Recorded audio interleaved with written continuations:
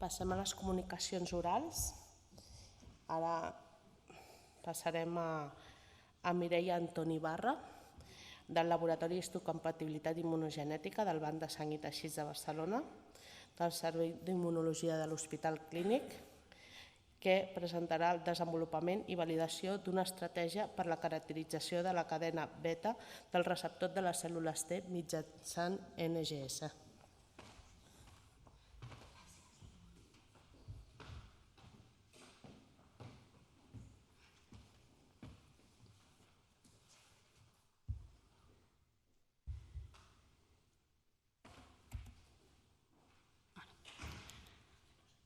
Hola, bon dia. Us vinc a presentar el desenvolupament i validació d'una estratègia per a la caracterització de la cadena beta del receptor de cèl·lules T mitjançant seqüenciació de nova generació. El TCR és el receptor de cèl·lules T que està ancorat a la membrana citoplasmàtica dels linfos T. És el responsable del reconeixement d'antigen mitjançant la molècula d'histocompatibilitat i de l'activació d'aquests linfos T. Consta de dues cadenes principals, que és l'alfa i la beta. I en el domini variable és on està la regió hipervariable i està, en aquest cas, a la regió CR3, que està codificat pel reordenament dels gens TRB baixa, que és el variable, TRBD, que és el de diversitat, i TRBJ, que és el d'unió. La seqüenciació de nova generació ens permet determinar la diversitat del repertori T, la detecció de clons de cèl·lules T expandides, com el monotiratge d'aquests clons d'interès. L'objectiu, desenvolupar i validar una estratègia basada en la seqüenciació de nova generació per caracteritzar la cadena beta del TCR.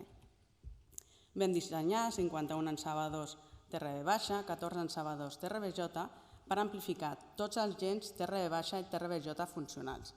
El que vam fer va ser provar diferents tags a diferents temperatures com a diferents programes d'amplificació, per així aconseguir una amplificació òptima de la nostra banda d'interès.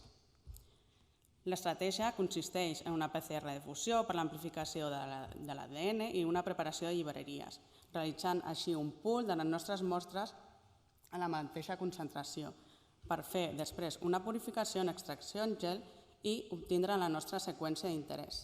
Aquesta seqüència la vam seqüenciar en el MySeq d'Illumina i per l'anàlisi d'aquesta seqüència CDR3 vam utilitzar els programes MixCR i VDGIL i per analitzar la diversitat el programa VDGTools.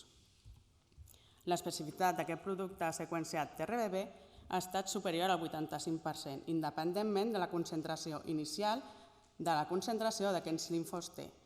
El mínim que vam analitzar ha sigut 10 nanògrams i el màxim 750.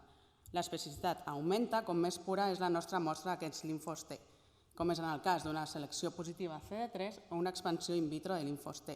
Encara i així obtenim molt bons resultats en sang perifèrica i en PBM6. Per una correcció del biaix de la PCR, com es pot veure en aquesta gràfica, es veu que hi ha uns primers que són més eficients en la PCR i uns altres que no hi són tant. Per tant, vam emprar un pool equimolar de fragments de DNA sintètics constituït per diferents fragments de gens TRB baixa i TRBJ. I el que vam anar fent va ser pujar o baixar les proporcions d'ensabador fins a arribar a una força disminució, com es pot veure, del biaix de la PCR. Una vegada tenim el nostre mix d'ensabadors optimitzada, vam obtindre una alta reproductibilitat comparant rèpliques en el mateix rang, rèpliques en diferents rangs, com a rèpliques en diferents mix d'ensabadors.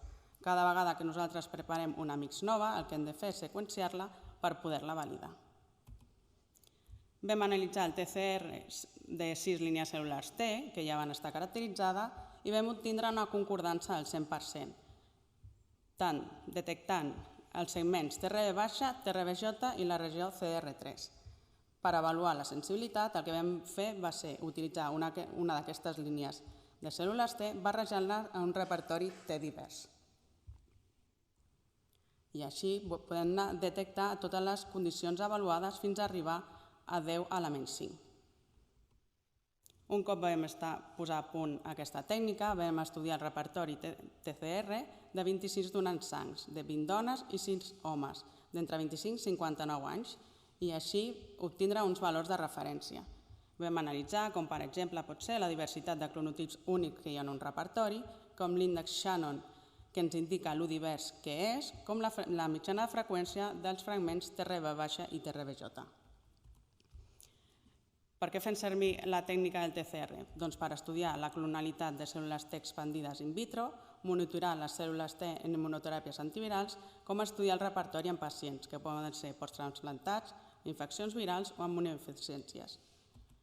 En resum, s'ha desenvolupat, validat i implementat al nostre laboratori una estratègia basada en la seqüenciació de nova generació per a la caracterització de la cadena beta del TCR, amb una alta especificitat, sensibilitat, reproductivitat i mínim biaix de PCR. Moltes gràcies a tots els equips que ho han fet possible, en especial a la Emma, i moltes gràcies a vosaltres.